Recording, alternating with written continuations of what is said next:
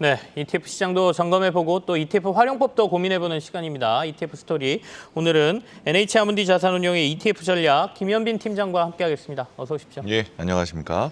먼저 한 주간 ETF 시장 한번 점검 좀 해볼까요? 어떤 ETF들이 뭐 수익률도 좋고 매수도 많이 됐나요? 이번 주 매수 매도 한번 보도록 하겠습니다. 네. 이번 주 같은 경우는 외국인과 기관이 동시에 또 매도했다는 점 좀 주목할 필요가 있고요. 개인만 지금 매수를 했습니다. 외국인 같은 경우는 미국 S&P 500, 차이나 전기차, 필라델피아 반도체 지수를 하는 ETF를 매도를 했고요. 개인 같은 경우는 오히려 그 반대로 차이나 전기차, 그다음에 단기 통환체, 네. 필라델피아 반도체 나스닥 ETF에 투자를 했는데요. 필라델피아 반도체 지수가 많이 올랐기 때문에 아마 개인 투자자들이 좀 이긴 것 같습니다. 이번 주 수익률 한번 상위 ETF를 살펴보도록 하겠습니다. 이번 주 같은 경우는 원유와 농산물 ETF가 강세를 보였습니다. 사실 에너지, 그다음에 원유, 그렇죠. 미국 S&P 에너지가 7.78% 올랐고요. 그다음에 코덱스 3대 농산물 선물이 7.17% 올랐습니다. 그다음에 타이거 농산물 선물도 6.19% 올랐고요. 네네. 세계적으로 가뭄이 되면서 이 농산물 옥수수 가격이 또 급등을 했었죠. 그러면서 농산물 선물들이 올라왔고요. 원유가 다시 WTI가 90불 이하에서 다시 90불 이상으로 올라가면서 원유도 강세를 보였습니다. 그래서 이번 주에는 에너지, 원유, 그다음에 농산물이 강세를 한 7% 정도의 강세를 내는 흐름을 보여주었습니다. 네.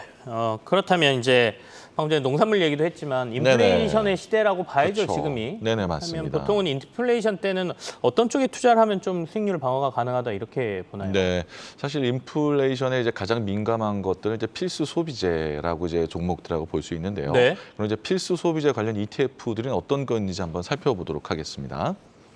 우리나라의 필수 소비재, 또 생활 소비재 ETF 그다음에 살펴보면 이렇게 되는데요. 코덱스 필수 소비재 ETF가 있고요. 타이거 200 생활 소비재 ETF가 있습니다.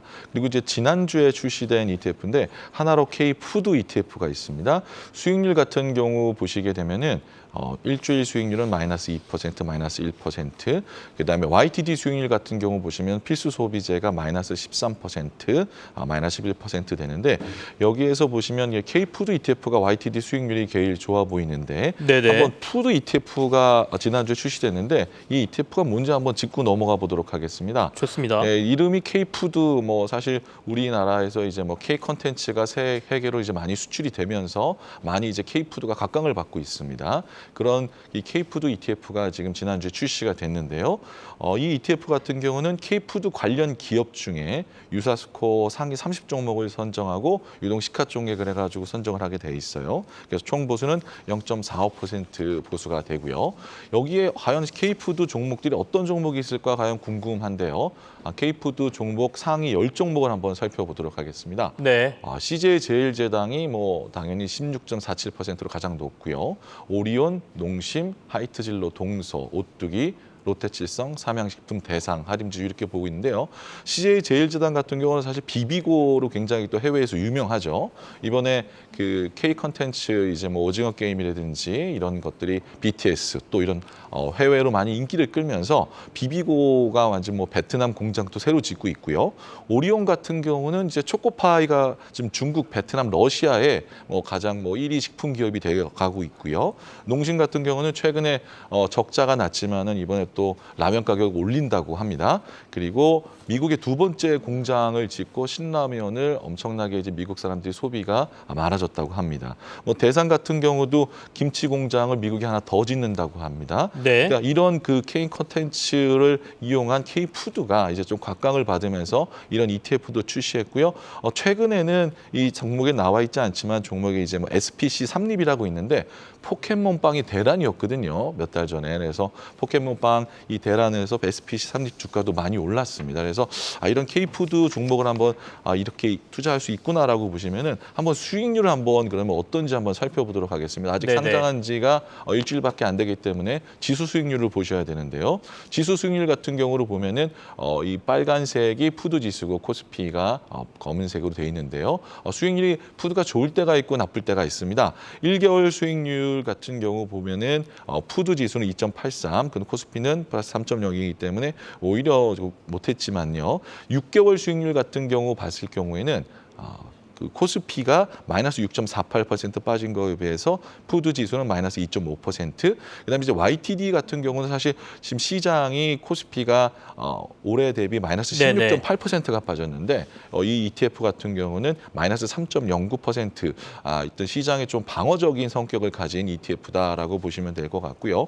앞으로 K 컨텐츠와 더불어서 K 푸드가 이 전 세계적으로 각광을 받고 있다고 한다면 이 상품도 한번 이 인플레이션 대비 방어주 형식을 갖고 있는 이 K 푸드 ETF도 투자해 볼 만할 것 같습니다. 저희가 이렇게 모아놓고 투자한 ETF의 수익률을 보니까 네네. 왜 식품주들을 저희가 경기방어주라고 하는지를 좀 알 수가 있네요. 그러니까 네네. 이게 뭐 고수익을 올린다라기보다는 위험성을 좀 해지하는 차원에서 네네. 경기 그렇죠. 방어의 차원에서 네, 일부 맞습니다. 편입해 보는 것도 나쁘지 않겠다. 이렇게 저희가 이해를 하면 되겠습니다. 네네. 지난주에랑 이번 주에 신규 상장한 ETF 중에 저희가 주목할 만한 게 있다면 좀 소개해 네. 주시죠.